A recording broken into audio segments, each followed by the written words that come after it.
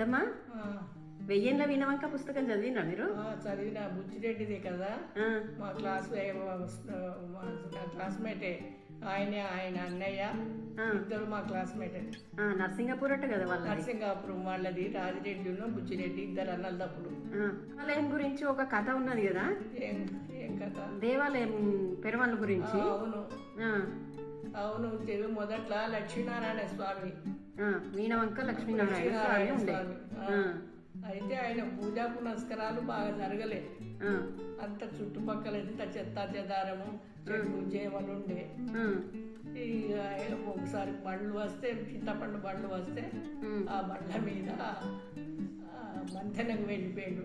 నేను ఆ ఊరి దేశముఖ్ గారి కళ్ళలో వచ్చి, నాకు ఇక్కడ పూజా పునస్కారాలు బాగా ఎత్తులేవు, నేను మధ్యాహ్నం గంగా ఒడ్డుకు పోయి పురాణ కాలక్షేపాలు వినుకుంటూ అక్కడే ఉంటా అని చెప్పి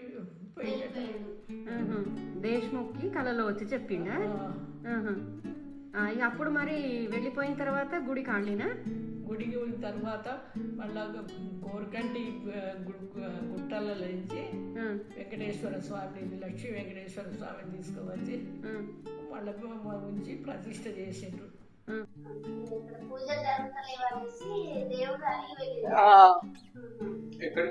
మంథెనకు వెళ్ళిండు.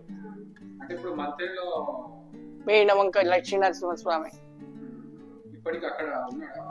అవును, ఉన్నాడు.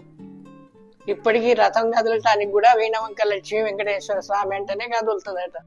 ఇప్పుడు వీణవంక జాతర ఎప్పుడు వస్తామా?